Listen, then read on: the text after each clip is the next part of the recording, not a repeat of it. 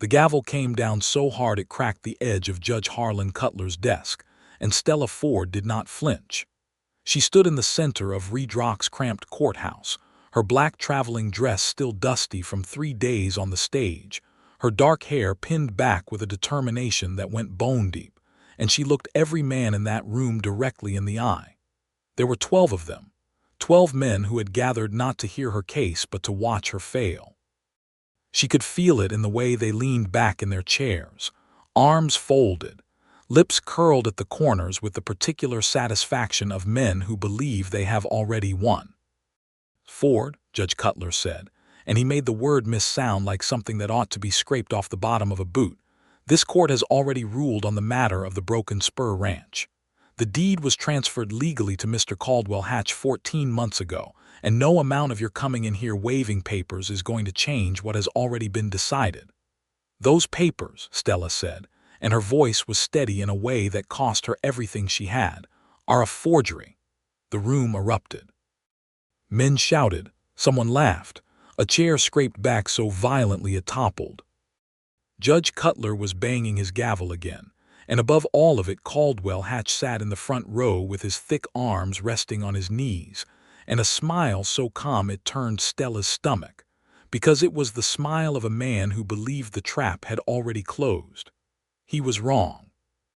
Because in the very back of that courthouse, leaning against the doorframe with his arms crossed and his hat pulled low enough to shadow his eyes, stood the one person in Redrock who had read every word of the document Stella had brought from back east. The one person who had sat across from her at a battered table in the jail office the night before, a lantern between them, and said those 4 words she had not expected from anyone in this town. "I believe you, Miss Ford." Sheriff Lionel Ramsey straightened now and pushed off from the doorframe, and the room went quieter than it had any right to, because even men who liked Caldwell Hatch knew better than to make noise when Lionel Ramsey was moving with purpose. That was the moment. That was the absolute center of everything that had brought Stella Ford 800 miles from Cincinnati, with a dead father's letters in her bag and a fraudulent deed in her enemy's pocket. And to understand how a woman from Ohio and a sheriff from the Texas borderlands ended up standing on the same side of an impossible fight, you have to go back to the very beginning of it. You have to go back 6 weeks, to the morning Stella Ford stepped off a stagecoach in the middle of nowhere and took her first real look at the town of Redrock, Texas, in the year of 1882. The stage had been delayed twice, once by a broken wheel outside of Abilene and once by a washout on the road south of Sweetwater. So by the time the coach rattled to a stop on Redrock's main street, Stella had been traveling for 11 days, and she was running on stubbornness and cold coffee. She stepped down onto the packed dirt of the street and straightened her spine and looked around at what her father had called, in his letters, the finest country God ever made out of red clay and dry grass. Elias Ford had come to Texas in 1871, when Stella was 9 years old and her mother was still alive. He had built the Broken Spur from nothing, a section of hard caliche land that everyone else thought worthless, and he had coaxed water out of it and cattle onto it, and 11 years of decent living from its stubborn soil. He had written to Stella every month without fail, those long, careful letters full of descriptions of sunsets and new calves, and the names of neighboring families.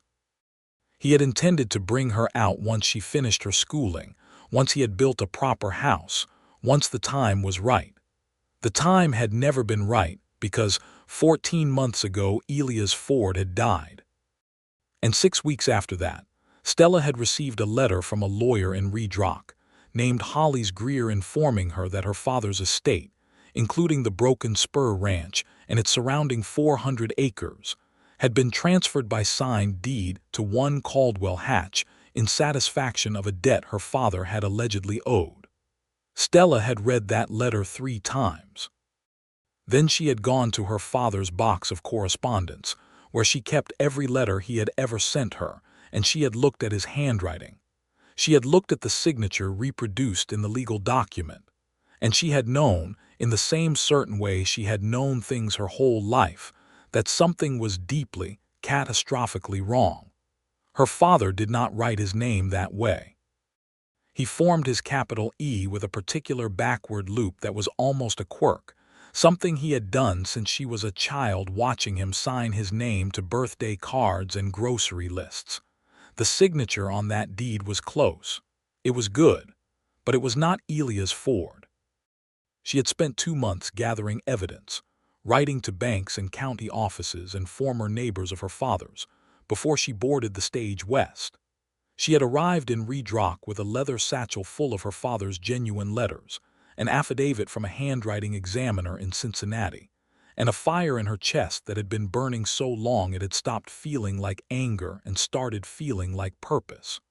What she had not arrived with was any expectation of finding an ally. The town of Redrock was not unwelcoming in the way of a place that meant harm. It was unwelcoming in the quieter, more durable way of a place that had already decided what kind of story it was living in and did not particularly want that story complicated.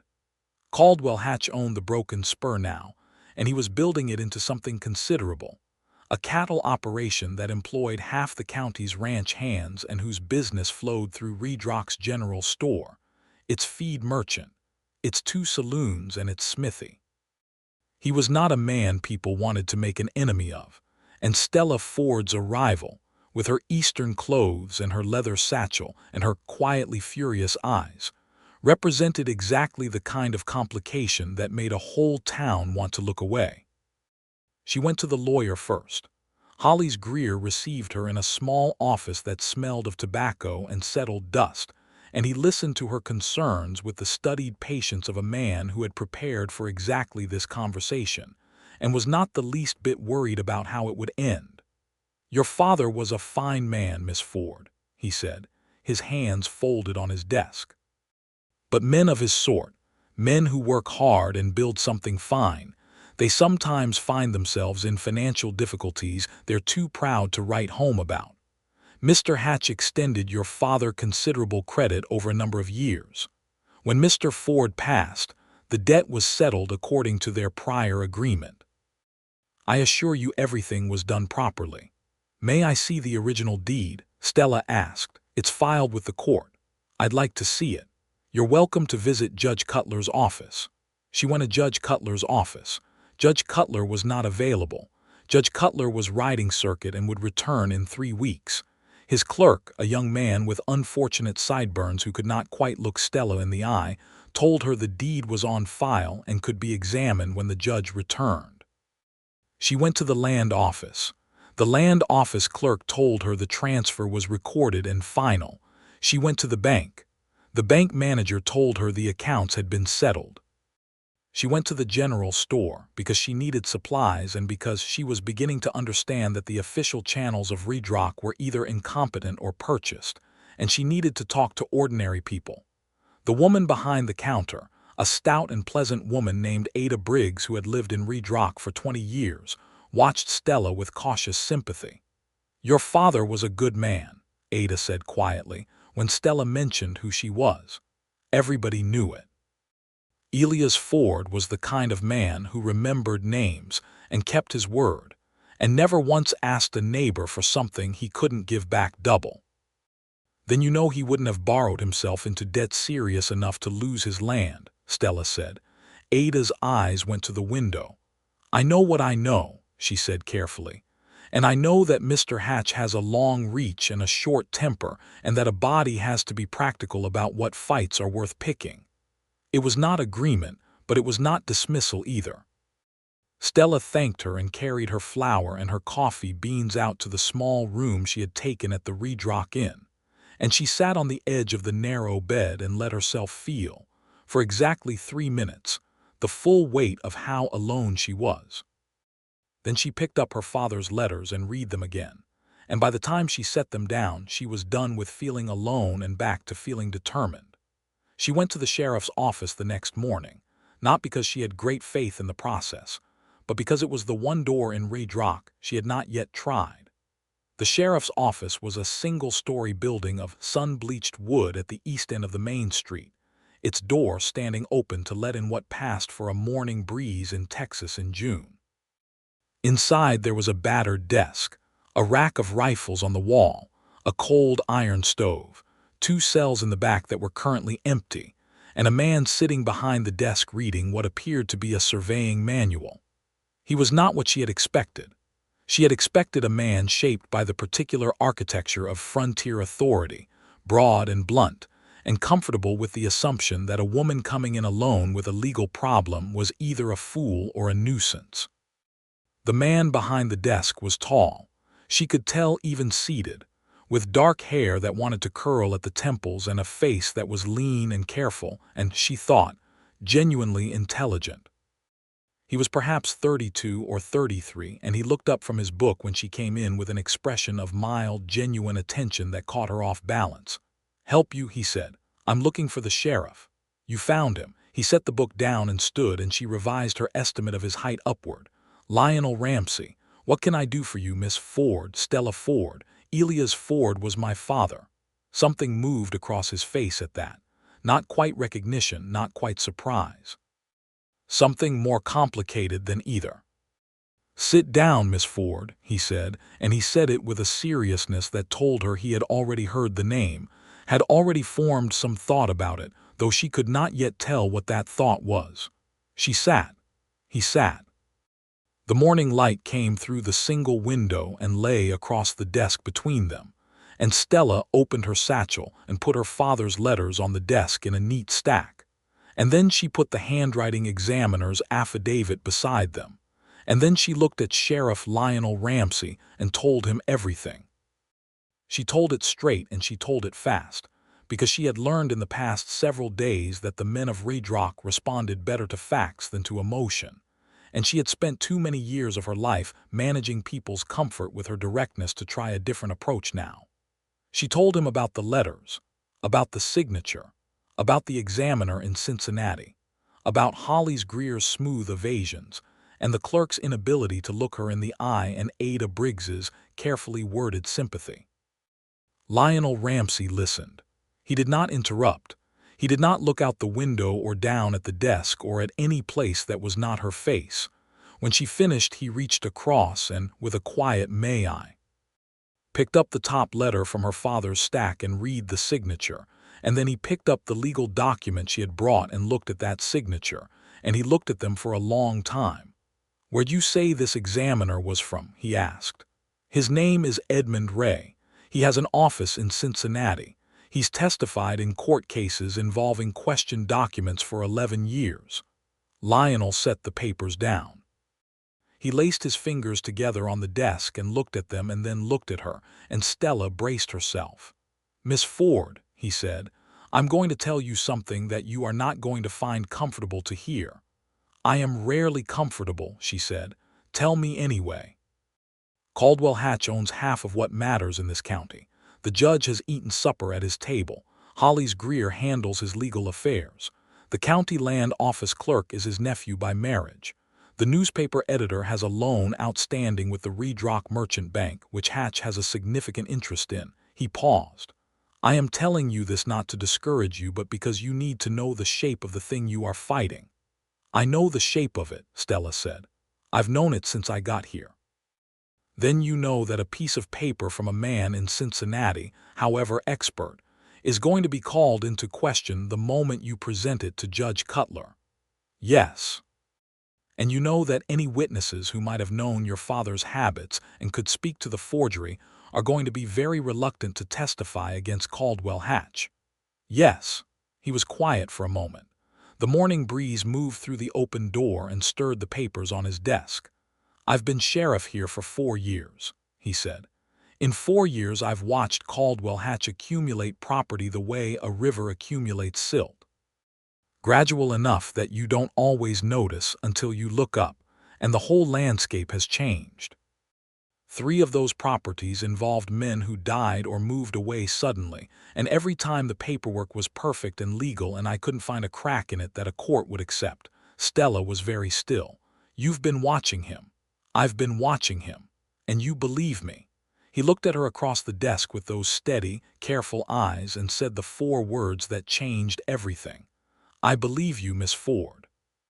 She had been holding herself together so tightly for so long that those 4 words nearly undid her. She felt something in her chest loosen in a way that was almost painful, the sudden release of a tension she had been carrying since Cincinnati without quite admitting how heavy it was. She pressed her lips together and blinked once, and then she was steady again. "Good," she said. "Then let's figure out how to prove it." They worked every evening for the next 3 weeks. Lionel had an orderly mind, the kind that gathered information the way other men gathered debts, not from any immediate use, but from the instinct that understanding things was its own form of safety. He had files on Caldwell Hatch that he had never had enough solid evidence to act on. Names of ranch hands who had left the Broken Spur under unclear circumstances. A neighbor's account of a conversation with Elias Ford 3 months before his death, in which Elias had expressed concern about some papers Hatch had asked him to sign. A note in Elias Ford's own hand, found by Lionel tucked into a book at the Broken Spur that Hatch had donated to the Redrock schoolhouse, apparently not knowing it was there. The note was 4 lines long. It said, "Have signed nothing I did not mean to sign. Hatch pressing me about the eastern section. Do not understand his interest. Will write to Stella this week." He had never written that letter. 3 weeks later he was dead. Stella held that small piece of paper for a long time when Lionel showed it to her, sitting across the lantern-lit desk on a warm Wednesday night with the sounds of the street drifting in from outside. She read it 4 times. Then she set it down very carefully and folded her hands in her lap. "He knew something was wrong," she said. "He did, but I think he didn't know how wrong. He was trying to protect me by not alarming me. He always did that." Her voice was even, but her eyes were bright. "Even when I was grown, when I was perfectly capable of handling alarm, he tried to manage it for me. He sounds like a man who loved you very much." It was simply said, without ornament, and it landed simply and exactly. Stella looked at Lionel Ramsey and felt, for the first time since arriving in Redrock, something other than the grinding alone-ness of her purpose. She felt seen. Not managed, not handled, not dismissed. Seen. "He did," she said quietly. They looked at each other across the lantern light for a moment that stretched just a little longer than it needed to, and then Lionel cleared his throat and said, "I want to try something. I want to contact the county recorder's office over in Harper's Mill. If Hatch has done this before, there might be a pattern in the filing dates that shows the documents were backdated." "How long would that take?" 2, maybe 3 weeks by letter. "Judge Cutler returns in 2 weeks. I know," his jaw tightened. "I want you to request a formal hearing before the court the day Cutler gets back. Give us as much time as I can manage. And if the records from Harper's Mill don't arrive in time, then we go with what we have and we fight hard." He paused. "I won't let you go into that courtroom alone, Miss Ford." She looked at him. He looked back. The lantern between them threw a warm, uneven light across his features, and Stella thought, with a clarity that surprised her, that Lionel Ramsey was a man who meant what he said in a way that was not common, was not something to be taken for granted, and was, at this particular moment in her life, the most valuable thing in the world to her. "Thank you, Sheriff," she said.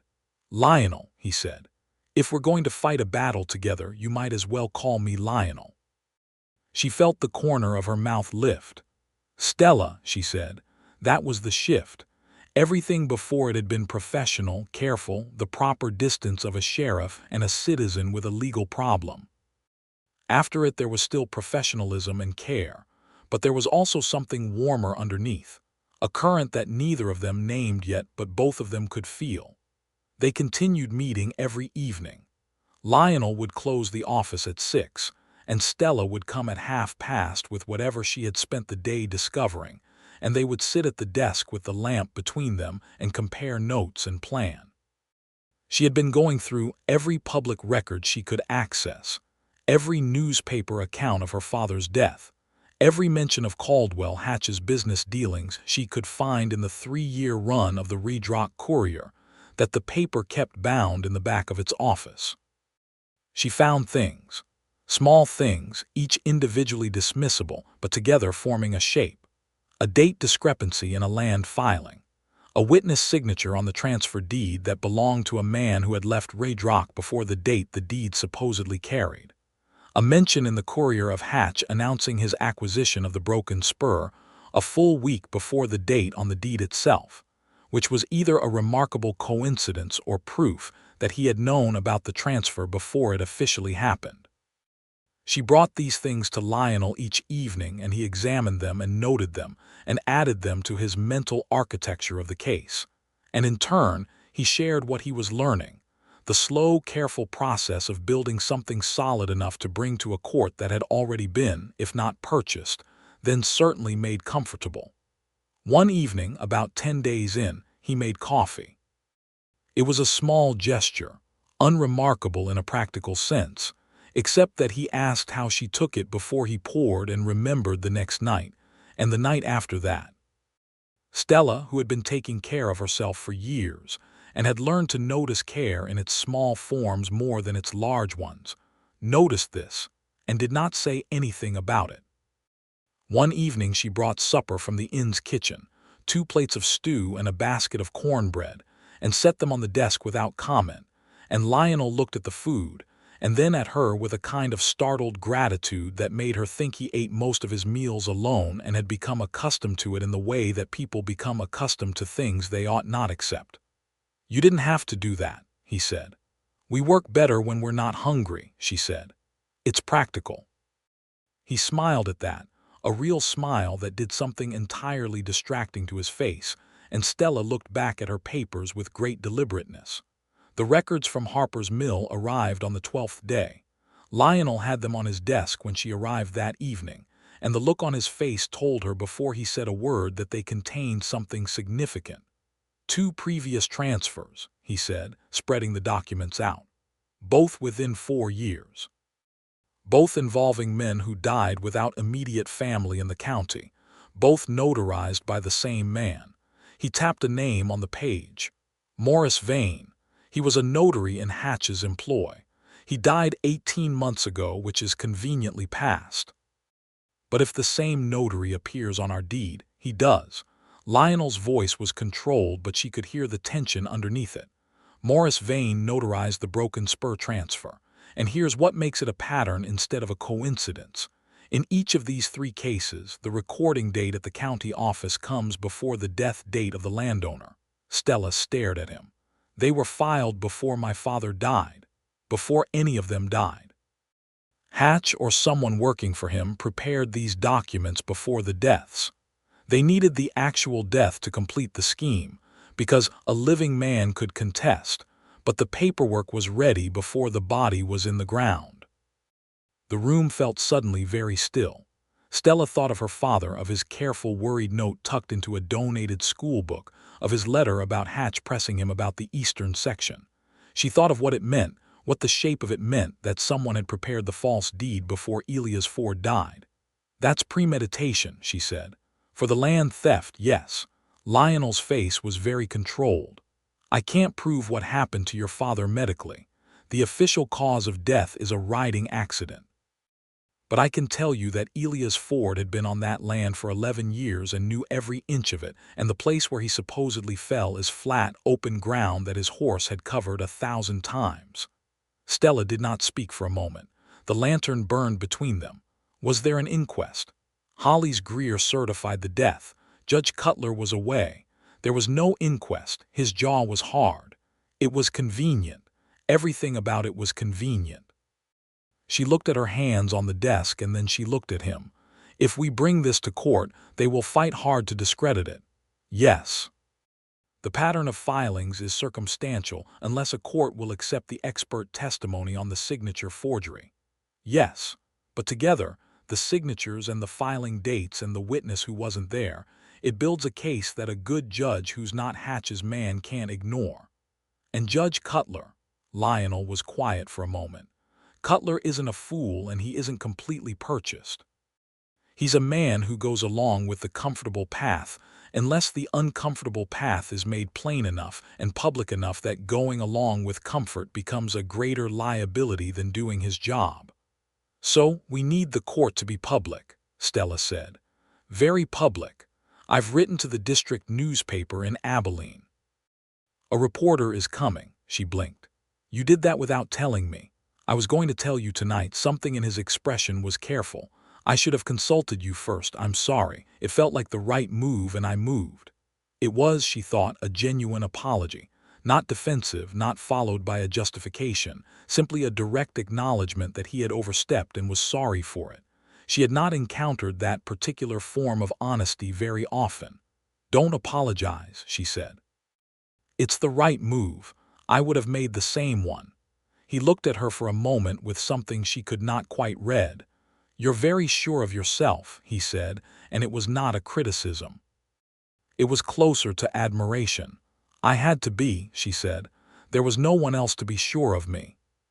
He sat back in his chair and looked at her, and the warm light lay between them, and the sounds of Redrock settling into its evening came through the open door. And Stella had a sudden acute consciousness of how close they sat when they worked, how natural it had become to lean across the desk to point at a document, how often she looked up and found his eyes on her face with that focused, thoughtful quality that she had initially read as professional attention and now was not so sure about. How old are you? He asked, and immediately looked like he'd not meant to say it aloud. She raised an eyebrow. 27, you. 32, she nodded as if they had established something practical which she supposed they had. You've been alone a long time, he said. It was not a question. Since my mother died, I was 15. My father was here and I was there, and by the time I was old enough to come to him, there were always reasons to wait. My schooling, then my work, then his plans for a house. She paused. I keep thinking that if I had just come sooner, if I had not waited for the right time, you couldn't have stopped this, Lionel said quietly. Hatch would have found another angle. Maybe, or maybe my being here would have made him hesitate. Or made him move faster. He met her eyes. Don't carry that. You came when you could. You're here now. That's what your father would see. The directness of it moved through her like something warm. She looked down at the papers and then back up at him and said, How long have you been alone? He seemed to consider whether to answer. My wife died 3 years ago, he said. Fever. It moved fast. I'm sorry. She was a good woman. He said it simply, the way people say things that are too large for elaboration. I came here from Kansas the year after, took the sheriff's position because it was somewhere new and being somewhere new felt necessary. Did it help? The somewhere new? Some. He picked up a pen and turned it in his fingers. Being useful helps more. Stella looked at him across the lantern and the papers and 3 weeks of evenings, and thought that she understood him better now than she understood most people she had known for years, and wondered if that was the product of necessity and proximity or something else. She did not let herself follow that thought to its conclusion. There was too much to do. The 2 weeks before the hearing were filled with the particular electric anxiety of waiting for a fight you can see coming. Stella continued to move through Redrock, asking careful questions and listening to careful answers, and she discovered that the town's attitude toward her had shifted by some small but meaningful degree. Ada Briggs at the general store began saving her the best cuts of what came in. The innkeeper, a quiet man named Foster, stopped charging her for the second cup of coffee at breakfast. 2 ranch hands who had worked the broken spur under Elias Ford came separately to the sheriff's office and gave Lionel statements about Hatch's behavior in the weeks before Elias' death, about the pressure, the arguments, the day one of them had seen Hatch and a man he didn't recognize going through papers in the ranch house with Elias not present. None of it was enough alone. Together it was building into something. Caldwell Hatch was not unaware. He was a man who had not built a cattle empire in the Texas borderlands by failing to notice when someone was picking at his foundations. One afternoon he appeared at the sheriff's office himself, unannounced, and Stella happened to be there, which she suspected he knew. He was a large man, broad-shouldered and florid, with the kind of physical confidence that comes from never having been seriously stopped. He was perhaps 50, with hair going iron gray and hands that were calloused enough to suggest he had once done real work, though he clearly had not done it himself for quite some time. He looked at Stella with an expression of polite contempt that he did not quite bother to conceal. "Miss Ford," he said, "I understand you've been in town some time. I hope Redrock has made you welcome." "Quite welcome, thank you," Stella said. She did not stand. "I'm sorry about your father. Elias was a good man. It was a sad loss. The condolence was smooth as river stone. I hope you haven't been troubling the sheriff with any misunderstandings about the property. Everything there was done proper and legal, and I would hate for you to go to any more expense over a matter that's already settled." "I appreciate your concern," Stella said pleasantly. "I'm sure the hearing will clarify everything." Something flickered in Hatch's eyes. Not anger precisely, something colder. He looked at Lionel, who had been standing with his shoulder against the wall throughout this exchange, and gave him a long look that carried the weight of a town's worth of dependencies and obligations. "Lionel," he said, "I'd hate to see you get sideways on this. You've done good work here. It'd be a shame for that to get complicated." "I appreciate that, Caldwell," Lionel said evenly. "I'll see you at the hearing." After Hatch left, Stella let out a slow breath. "That was a threat." "A gentle one," Lionel said. "He's capable of louder. The fact that he came himself rather than sending someone tells me he's more uncertain about this than he wants us to think. Or he's confident enough to deliver his own warnings. Could be both." He looked at her steadily. "Are you frightened?" She considered giving a different answer and then decided against it. "Some," she said. "I'm more angry than frightened." He nodded. "Good, angry is more useful." She almost smiled. "That is possibly the least comforting thing anyone has said to me." "I wasn't going for comfort, I was going for accurate." "You usually are," she said, and there was something soft in her voice that surprised her even as she heard it. He looked at her for a moment and then he said, "Stella, whatever happens in that courtroom, I want you to know that what you're doing, coming out here alone and fighting this, it's one of the bravest things I've seen. And I've seen some considerable things in this line of work." She held his gaze. The afternoon light was coming in sideways through the window, and it caught the angles of his face in a way that made her think of the letters her father had written about sunsets, about how the light in Texas did things to the world that light elsewhere simply did not do. "Thank you," she said, "for believing me from the very beginning."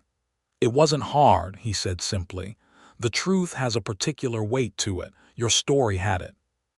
Hatch's story never did to anyone paying proper attention. She stood up and began gathering her papers because if she sat still any longer she was going to do something that would complicate what they had, and she could not afford complicated right now. She needed sharp and clear and ready. "I'll see you this evening," she said. "6:30, he said. "I'll make coffee." She was at the door when he said her name. She turned. "Whatever happens," he said, "you're not alone in this. I need you to know that clearly, not professionally, as a person who," he started again, "as someone who is on your side." She looked at him across the small, dusty room with the rifle rack and the cold stove and the papers on the desk, and something moved through her chest that she had no name for yet but recognized as significant. "I know," she said. "I do know, Lionel." Judge Cutler returned on a Tuesday, and the hearing was scheduled for Thursday morning, and the reporter from the Abilene paper arrived Wednesday evening on the last stage and took a room at the inn, and asked Stella a great many sharp questions over a shared supper, which she answered with precision and care. Wednesday night she could not sleep. She lay on the narrow in bed and looked at the ceiling and went through the documents in her mind, every piece, every connection. The way the filing dates formed a pattern, and the handwriting told a truth, and the absent witness told another truth, and all of it woven together with her father's 4-line note, and the affidavit from Edmund Ray in Cincinnati, and the statements from the 2 ranch hands. And she tested the whole structure in her mind the way you test a rope bridge before you put your full weight on it, looking for the weak points, imagining what an opposing lawyer would pull at. She thought about Lionel. She could not help thinking about Lionel, about the careful way he listened, and the unhurried way he spoke, and the fact that he had spent 4 years quietly watching Caldwell Hatch while everyone around him made peace with the comfortable path. About the coffee and the apology and the moment with the lantern between them when he'd said her father would be proud, and the way his voice changed very slightly when he said her name, a quality of attention in it that she felt in her chest when she was tired and not guarding herself. She was falling in love with him. She recognized it in the way you recognize a country you have read about extensively and are now seeing for the first time, with the double sensation of the new and the familiar arriving together. She recognized it and she put it aside for now, because tomorrow was the hearing and the hearing was everything, and she could not afford to be distracted. After. Whatever after looked like, they would deal with it after. She was at the courthouse at 8 o'clock. It did not open until 9. She stood outside it and watched the town wake up, the smoke from morning fires rising in thin, pale columns, the smithy down the street clanging to life, Foster from the inn walking past with a nod of quiet solidarity, Ada Briggs catching her eye through the general store window and lifting her chin in a small gesture that meant she had not forgotten and she was watching. Lionel arrived at 8:30. He had polished his badge and he walked with the particular economy of movement of a man who has decided how this day goes and is simply executing it. He came to stand beside her outside the courthouse door and looked at the street for a moment. "How did you sleep?" he asked. "Poorly. You?" "The same." He looked at her. "We're ready." "Yes," she said. "We are." They went in together. The courtroom filled quickly once Judge Cutler took his seat, and it filled with exactly the people Stella had expected. Caldwell Hatch with his lawyer, a man called Dennis Alberry who had come from the county seat and who wore his suit like armor. Hollis Greer in the second row. Half a dozen of Hatch's business associates and employees. The reporter from Abilene with his notebook. And gradually, as the word spread through the morning, townspeople. Ada Briggs came in and sat in the back. Foster from the inn. The two ranch hands who had given statements. More people than Stella had expected, quiet and watching. The trap that Caldwell Hatch had set 14 months ago was about to be examined in daylight, and Stella could see in his face, in that deceptive calm he wore, that he was not as certain of its strength as he had been 3 weeks ago. She could see it because she was looking for it, and she was looking for it because Lionel had told her to watch his face when the filing dates came up. Hatch's lawyer, Dennis Alberry, opened with smooth confidence. The deed was legal. The transfer was recorded. The debt was documented, supported by a promissory note in Elias Ford's name. Miss Ford, while understandably distressed by her father's death and her loss of expected inheritance, had no legal standing to contest a properly executed contract, and the court's previous ruling in this matter should stand.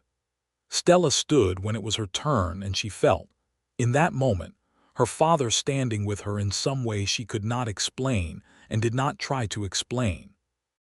She laid the documents out, and she walked through them one at a time with the careful, thorough logic she had been building for 2 months. The genuine signatures from 11 years of letters. Edmund Ray's affidavit, its 11 years of courtroom experience behind it. The missing witness's departure date from public records, and then the filing dates from Harper's Mill, those damning recording dates that placed the paperwork before the death, before the accident on the flat open ground that a man who had ridden it for 11 years should not have fallen on. She was not a lawyer. She had not claimed to be. She said so directly. She said she was a woman who had come 800 miles because her father's name had been used without his permission to take his life's work, and she had the evidence to prove it. And she was asking this court to look at that evidence without the comfortable assumption that what had been decided once must be correct simply because it was convenient. Judge Cutler had a face that had spent 40 years developing its inscrutability, and he deployed it thoroughly throughout her presentation. But she watched his eyes when she laid out the filing dates, and she saw what Lionel had told her to watch for, a very small narrowing, a very slight shift in his posture. He knew. He had perhaps suspected, or perhaps this was genuinely new information, but he saw it now, the thing that could not be explained away. The promissory note and the deed had been prepared before Elias Ford died. That was not a coincidence. That was not a debt repaid. That was a plan. Albury came back hard. He attacked Edmund Ray's methodology as Eastern and academic and unsuited to frontier documents. He argued that the filing dates could reflect clerical delays. He pointed out that no one had proved any connection between Hatch and the death of Elias Ford. He was good at his job and several of his points landed with force, and Stella sat at the table with her hands flat on the documents and her face composed and did not look at Lionel, though she could feel him behind her, steady and present. And then Lionel stood up. He had asked the judge's permission beforehand to present evidence in his capacity as the county's law enforcement officer, and Judge Cutler had granted it with the air of a man who was finding the ground shifting under him and was not entirely displeased. Lionel brought forward the note from Elias Ford's book. He brought forward the statements from the ranch hands. He brought forward his own written account of the 4 years he had watched Caldwell Hatch acquire properties under circumstances that consistently produced the same results. The same notary now conveniently dead, the same filing irregularities, the same absence of living witnesses to the actual signing. He spoke quietly and without drama, and that was more devastating than drama would have been, because the accumulation of it, laid out one piece after another in a clear, unhurried voice by a man with 4 years of local credibility behind him, made the shape of what had happened absolutely clear and absolutely ugly. In the front row, Caldwell Hatch's stillness became a different kind of stillness. The comfortable trap he had set had become the trap he was caught in, and you could see the moment he understood it, not in any dramatic way, but in the slight forward movement of his shoulders, the particular quality of a man calculating whether flight is still an option. Judge Cutler called a recess. He was gone for 40 minutes, and those 40 minutes were the longest Stella had experienced since the day she stood in her rented Cincinnati room and read the letter from Holly's Greer. Lionel came and sat beside her during the recess in the chair at the plaintiff's table, which was not his usual place but which he occupied without apparent self-consciousness. He set his hat on the table and looked at his hands. "You were extraordinary," he said quietly. "We're not done yet." "No, but you were extraordinary." She looked at him and she said, "So were you." They sat together and waited, and the courtroom around them buzzed with the particular human noise of a crowd that senses history in the making. And Stella thought about her father's letters and her mother's handwriting on Christmas envelopes, and the fact that the people who love you leave themselves in everything they touch, in the curve of a letter and the way they make coffee and the notes they tuck into books, and that those traces are not nothing. Those traces are evidence. Those traces are the truth that forgeries cannot quite replicate because they do not understand what love looks like when it signs its name. Judge Cutler returned. He did not look at Caldwell Hatch. Stella noticed this immediately and filed it.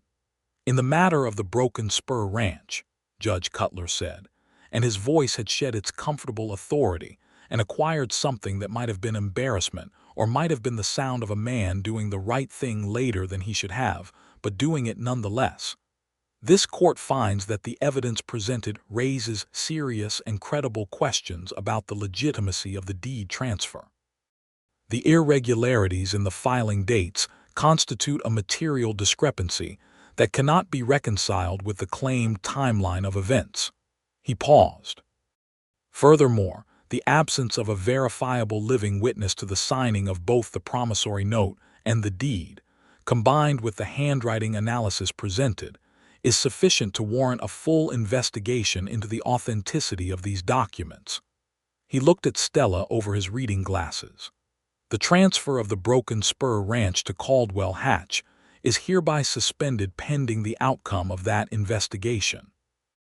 The property is placed under the protective authority of the county sheriff's office pending final resolution. Miss Ford, your claim is recognized as legitimate and active." The room erupted again, in a different key this time. Stella sat very still in the noise and felt something move through her that was too large for a word. Vindication, relief, grief, because this was the beginning of justice for her father, but nothing would bring her father back, and she had not let herself feel that fully until this moment, the moment when the fight crested and she could see the other side of it. She felt a hand close briefly over hers on the table, warm and certain, and she looked down at Lionel's hand and then up at his face, and his eyes were steady, and the expression in them was not triumphant.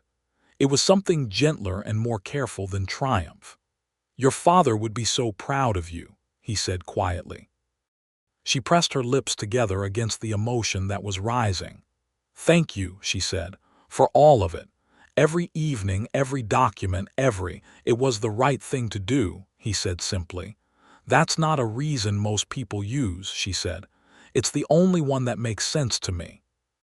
Outside the courthouse afterward, the reporter from Abilene wanted a statement, and Ada Briggs embraced her with the unself-conscious warmth of a woman who had been holding back, and the two ranch hands shook her hand with a solemnity that said this was their vindication too. In some way, the confirmation that their years under a decent man had been worth something. Foster from the inn said that supper was on him tonight and he would not hear otherwise. In the weeks that followed, the investigation that Judge Cutler had ordered unfolded with the thoroughness of a legal process that had found its footing and was not going to lose it again. The district attorney from the county seat arrived with a team that went through Hatch's business records in a way that his local lawyer could not prevent. The Harper's Mill filings became central evidence. A bank examiner found discrepancies in the accounts that underpinned the alleged debt, suggesting the promissory note had been not simply forged, but built on a fabricated financial history that an earlier, less motivated examination had accepted without scrutiny. Caldwell Hatch was charged with fraud and forgery on 4 counts, including the broken spur transfer, and 2 of the Harper's Mill cases where surviving family members were now contacted and brought into the investigation. His lawyer argued vigorously, but the shape of the thing was too clear now, too documented, too publicly witnessed, and the Abilene Reporter's story had run and been picked up by papers in 3 other cities, which made the comfortable local path of looking the other way substantially less comfortable. The formal restoration of the broken spur ranch to Stella Ford took 62 days from the date of the hearing. In those 62 days, a great deal happened, and most of it happened in the small daily accumulation of time that Stella and Lionel spent together, which had begun as a professional collaboration and become something else so naturally that neither of them could identify the exact moment of the change. It had not been a moment, probably. It had been an evening at a time, an accumulation of coffee and documents and shared meals, and the particular honesty that comes from working on something that matters. He walked her back to the inn most evenings when they had finished work, which had been a practical arrangement in the beginning, and was now simply a habit neither of them had proposed abandoning. They walked the length of the main street in the warm Texas evening, and the conversation went where it went, which was further and further from the immediate case as the case progressed toward its resolution, and deeper into the territory of who they were and what they thought and what they had been afraid of, and what they had wanted and had not yet managed to want properly. He told her about Kansas, about his wife, Margaret, who had been a school teacher and who had died in the summer of 1879 in a fever that took 3 people in the county and spared the rest without any logic that he could find. He told it without self-pity and without the performance of having moved past it, which was its own form of honesty. He had loved her. He still thought about her. The grief had changed shape over 3 years, but it had not disappeared, and he did not pretend it had. "I came to Redrock to be useful," he said one evening. "I think I told you that. It wasn't the whole truth. I also came because I needed somewhere where I didn't know every face, where I could be a person rather than the shape of a person that grief leaves behind when people keep looking at you and seeing only what you lost." "Did it work?" she asked. "Mostly." He looked at the street ahead of them. "There are still evenings that are harder than others." "Yes," she said, understanding exactly what he meant. thinking of Cincinnati evenings with her father's letters and her mother's absence, and the particular quiet of being the only person left in a family. They walked in the comfortable silence that had become one of the things she valued most about him, the fact that he did not fill silence with noise but let it be what it was. "Stella," he said. They had stopped without her noticing, at the point in the street where the inn's lamplight fell out across the packed dirt. "I want to say something that is not about the case." She turned to face him and found him closer than she had realized, close enough that she could see the expression in his eyes clearly in the lamplight. And the expression was serious and careful in the way his expressions always were. But underneath, it was something open that she had not seen him show before. "I would like to say it properly," he continued, "because I am aware that it is a significant thing to say and that the timing is possibly complicated, given that you have a legal matter still resolving, and you are a person who has been managing a very difficult thing, and I'm a person who is aware of not wanting to take advantage of a moment that has its own intensity." "Lionel," she said. "Yes. Stop being fair and say the thing." He looked at her for a moment with something that was half amusement and half something else entirely, and then he said, "I don't want you to leave when this is finished." The Texas evening was warm around them, and the lamplight was yellow and soft, and the sounds of Redrock were settling into night. And Stella looked at Lionel Ramsey and thought about 800 miles and 11 days on a stage and a leather satchel full of her father's letters, and a fire in her chest that had been burning for purpose and was now, she realized, burning for something else as well. "I don't want to leave," she said. He took her hand then, both hands, in that way that said something without saying everything yet, and they stood in the lamplight and looked at each other. And it was not a conclusion but a beginning, the specific kind of beginning that comes when two people who have been through something hard together look at each other and recognize that the hard thing did not end them. It only brought them here. The formal transfer of the broken spur came on a Tuesday morning in late August, in Judge Cutler's office rather than the full courthouse, a quieter legal ceremony that was still witnessed by Lionel, by Ada Briggs, by the two ranch hands whose names were Samuel Ortega and Pete Havorson, and who had been on the broken spur for 6 years each, and who, when Stella asked them that same day if they would like to remain there, accepted with a directness that made her laugh. She rode out to the broken spur for the first time that afternoon. Lionel rode with her. She had expected to be overwhelmed, had expected the specific complicated feeling of coming to a place you have known only through letters, a place that was supposed to be a future, and had instead been the center of an enormous injustice, and was now, somehow, both her inheritance and her hard-won ground. She had expected to feel small in it. She did not feel small. She felt like herself, expanded, like a thing that had been folded too small for too long and was finally allowed its proper size. The land was red and dry and wide, and the afternoon light lay across it in long golden angles, and she understood her father's letters now, understood the inadequacy of description when the thing itself was this present and particular. The house was a solid wooden structure that Hatch's people had maintained without improving, and inside it still smelled faintly of the pipe tobacco her father had written about, and the cedar wood he had used to line the storage room. She stood in the main room of her father's house and looked at the walls he had built and the floor he had laid and the window he had cut to face southwest so the sunset would come in, and she did not cry. Something in her was past crying. She was just here, finally, in the place he had built for her. Even if it had taken a fight, she should not have had to fight to get to it. Lionel stood in the doorway behind her and did not say anything, which was exactly right. After a while she turned around and looked at him in the doorway, and the late afternoon light was coming through the southwest window exactly as her father had arranged it, and she said, "He wrote to me that this was the finest country God ever made out of red clay and dry grass." "He was right," Lionel said. "He was usually right." She paused. "I think he would have liked you." Lionel was quiet for a moment. "I think I would have liked him." She walked across the room and stopped in front of him, and he looked at her with those careful eyes that were not careful about hiding what was in them anymore. And she reached up and put her hand against his jaw, just her palm flat against his face, and felt the warmth of him there in the cool of the room. "Stay for supper," she said. "I'll make something. There are supplies enough." "Stella," he said, and his voice had that quality again, the one that said her name like it was a thing he was paying attention to. "I know," she said. "I know it's complicated.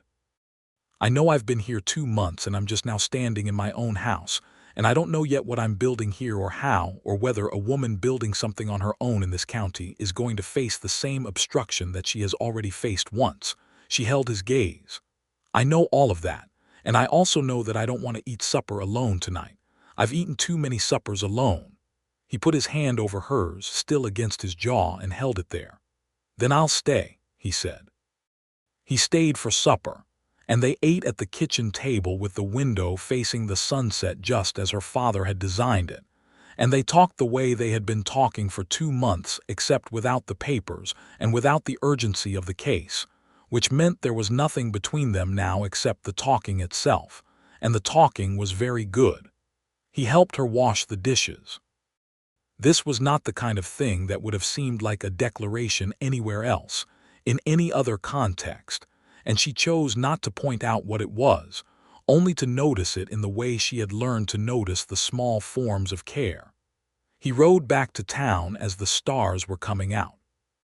She stood on the porch of her father's house and watched him go, and the stars over Texas were very large and very numerous, and she thought that her father had stood on this porch on nights like this and looked at them and written to her about them, and now she was here and they were exactly as he had described. There was a kind of continuity in that, a kind of rightness. She went inside and made a bed in the room her father had used, with the window he had placed for the morning light, and she slept better than she had in months. The autumn that followed was one of the most intensive and also one of the most quietly satisfying periods of Stella's life. Running the broken spur was not a small undertaking, and she went at it with the same determined thoroughness she had brought to the legal fight, learning from Samuel Ortega and Pete Havorson, who were patient teachers and competent ranch hands, and from neighboring ranchers who came cautiously at first and with more warmth as the weeks passed, and it became clear that Stella Ford intended to stay, and that she was more than capable of the staying. She was not naive about the difficulties. There were men in the county who would not do business with a woman alone, and there were complications of credit and supply that were harder to negotiate without a male name on the paperwork, and there were several unpleasant incidents in the early months where people tested her resolve in ways that required the particular stubbornness she had spent her whole adult life cultivating. She handled them. She was good at handling them. And increasingly, when the handling required legal backing or official credibility, Lionel Ramsey was there, not as a rescuer but as a partner, a person who showed up not because she could not manage without him but because he wanted to be there, and because his presence was genuinely useful, and because the line between being useful and being chosen had become, for both of them, something they were no longer trying to maintain. He came to the Broken Spur 3 or 4 evenings a week, after his work in town was done. They ate supper and talked, and sometimes sat on the porch in the cool of the evening and looked at the stars her father had described. She began going into town for reasons that included but were not limited to the practical, finding that the ride in and the time at the sheriff's office and the walk along the main street were not tasks but pleasures, not means but ends. Ada Briggs, who noticed everything, began giving Stella knowing looks that Stella found simultaneously annoying and accurate.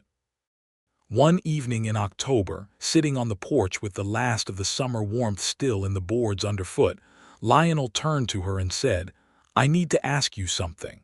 She looked at him. The stars were coming out again, those enormous Texas stars. "I have been thinking," he said, with the particular care of a man who thinks before he speaks and who understands that some things cannot be unsaid, about what it would mean to ask you to consider a future that includes me in it more formally than the current arrangement. She was quiet for a moment, feeling the warmth of the words settle around her.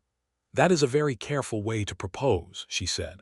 I was attempting to give you room to decline without Lionel. Yes. Stop being fair, she said, for the second time since she had come to Texas, and ask me directly.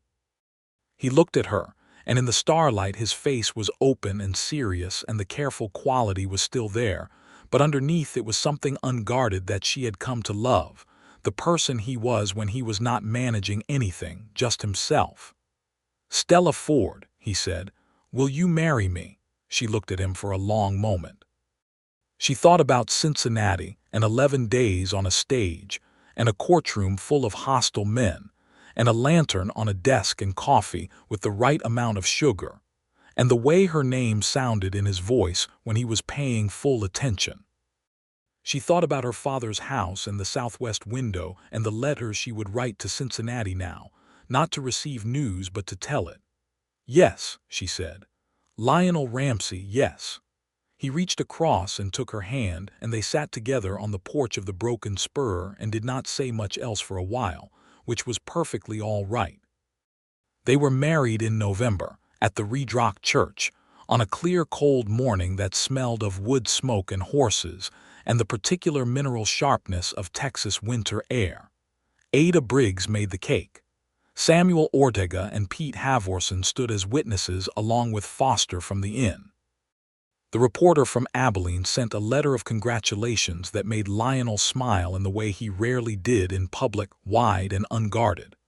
Judge Cutler officiated, which was his idea, and which both Stella and Lionel accepted with the private acknowledgement that a man who does the right thing late is still a man who did the right thing, and that redemption, like justice, was better accepted than refused. The ceremony was not long. The vows were not elaborate. They looked at each other and said what they meant, which was the Lionel Ramsey way of doing things and had become, in 4 months of building a life together, Stella's way as well. After the wedding, after the cake and the small celebration at the inn and the ride home along the road between Redrock and the Broken Spur in the afternoon winter light, they came home to the house that Elias Ford had built with the southwest window for sunsets, and they stood in the main room together. "Welcome home, Mrs. Ramsey," Lionel said. She raised an eyebrow at him. "Stella Ford Ramsey," she said precisely. "I intend to keep both." He smiled. "Of course you do." She put her arms around him, which was still new enough to be significant, and felt his arms come around her in return, and they stood for a moment in the quiet of the house, with the winter light coming through the windows. "I think he would have been pleased," she said quietly. "My father." "I think he would have been enormously and vocally pleased," Lionel said, and there was a warmth in his voice that meant he was imagining the man from the letters, from the note tucked in the school book, from the way people in Redrock remembered Elias Ford, and finding that he could see him clearly. "He would have had opinions about everything," Stella said. "The running of the ranch, the cattle, the price of feed. He would have told you what he thought of law enforcement in general and your approach to it specifically. And what would he have thought?" She pulled back enough to look at him. "He would have thought you were a good man. He always recognized a good man." They were happy, not in the simple, uncomplicated way of stories that skip over difficulty, but in the real way, the way that is made of work and honesty and the daily choice to show up for each other and for the life they were building. The Broken Spur was demanding, and the county was still, in places, resistant to the reality of a woman running a ranch. And there were hard seasons. A dry summer the following year that tested the cattle and the feed and the reserves. A dispute with a neighboring rancher over a water right that required legal intervention and 6 months of negotiation before it was resolved. Through all of it they were each other's first counsel, the person whose judgment they trusted, whose presence made the hard things manageable and the good things better. Lionel continued as sheriff and brought the same deliberate honesty to that work that he had always brought, and the reputation he had built in 4 years of watching and noting, and refusing the comfortable path grew into something the county came to rely on. He was re-elected twice, each time without serious opposition. Caldwell Hatch's trial concluded in the spring following Stella's arrival, and he was convicted on 3 counts of fraud and 1 of forgery, and sentenced to 7 years in the federal penitentiary at Huntsville. His properties and assets were subject to legal proceedings that returned portions of the wrongly acquired land to surviving heirs of 2 of the Harper's Mill cases. It was not a complete accounting of what he had taken, because some of what he had taken could not be fully measured, but it was justice of a kind, the documented public kind that could not be undone. Hollis Greer surrendered his legal practice and left Redrock. The clerk at the land office was replaced. Judge Cutler, to his credit, became in the years that followed one of the most scrupulous in his district, as though the shame of having been comfortable had burned away something that needed burning. Ada Briggs told Stella, when the verdict came in, that the whole town had breathed easier. "A body gets used to holding its breath," she said. "You forget you're doing it until you stop." Stella knew exactly what she meant.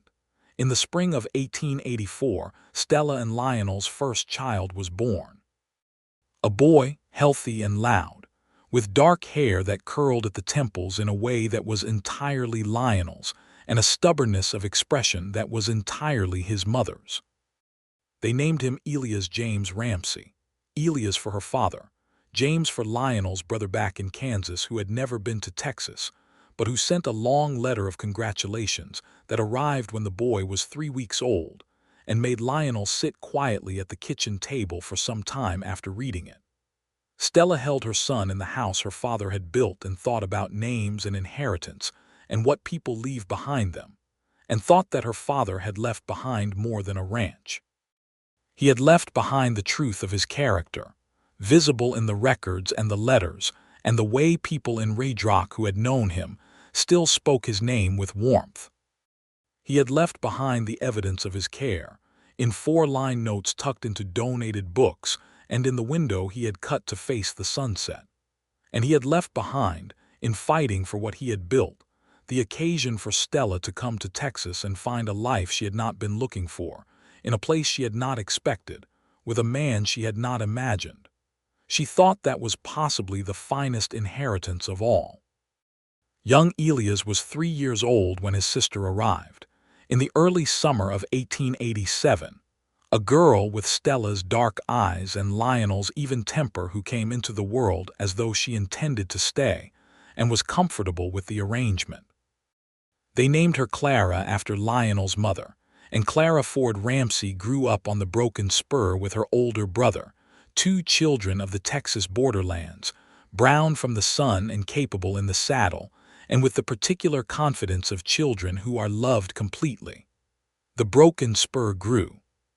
Stella had a gift for the work that surprised people who had underestimated her, and did not surprise Lionel at all, because he had seen her methodical intelligence turn to the Broken Spur from the beginning, and he understood that the same mind that had dismantled Caldwell Hatch's fraud in a courtroom was going to do something similarly thorough with a cattle operation. She expanded the herd judiciously, improved the water system with the help of a drilling outfit that came through the county in 1885, and built a working relationship with 2 neighboring ranchers, including a woman named Ruth Espinoza who ran her family's land to the southeast and who became, over the years, Stella's closest friend in the county. The house grew too. Lionel added a room when Elias was born, and another when Clara came, and by 1889 the house that Elias Ford had built was a proper family home, larger and louder and full in the way that houses get when they are doing their correct work. On a Sunday evening in the fall of 1889, when Elias was 5 and Clara was 2, and the sky over Texas was doing the particular thing with the sunset light that her father had never been quite able to describe in words, Stella sat on the porch of the Broken Spur and watched it happen. The light was orange and then pink, and then a deep rose that turned the red clay to something even more extraordinary, and she thought about a woman on a stage from Cincinnati with a leather satchel and a purpose, and no expectation of finding anyone in the world who believed her. And she thought about the desk and the lantern and the 4 words that had changed everything. Lionel came out of the house behind her and stood at the porch railing and looked at the sunset, and she leaned against him without planning to, which was how she did everything now, without planning, because the plans had all become habits and the habits had all become her life. "Do you ever think about what would have happened," she said, "if you hadn't believed me?" He considered it genuinely, the way he considered everything. "I would have missed the best thing that ever happened to me," he said. She looked up at him. "The case was the best thing. You were the best thing," he said. "The case was what brought you here." She turned back to the sunset and let its colors do what they did, and felt the solid weight of him beside her and the sound of their children inside the house, and the particular peace that is not the absence of difficulty, but the presence of something strong enough to hold difficulty without being undone by it. Her father had called this the finest country God ever made out of red clay and dry grass. He had been right, as he usually was. But it was the people in it that made it home, the particular combination of lives that had come together on this difficult, extraordinary ground, claimed by love as much as by law, and kept by the daily work of both. She had come to claim her father's land, and she had claimed it. She had come alone and been believed by one person, and that person had become her partner and her husband and the father of her children, and the person she talked to every day of her life. She had not come looking for any of that, but she had found it in the way that people find the best things, not by seeking them, but by being fully themselves in a place where the right person was paying attention. The sunset finished its work and the stars began, those enormous Texas stars that her father had written about, and that she now lived under and that her children would grow up beneath. And Stella Ford Ramsey stood on the porch of the Broken Spur Ranch with her husband beside her and everything she had fought for, and everything she had found surrounding her, and she was deeply, completely, irreversibly home.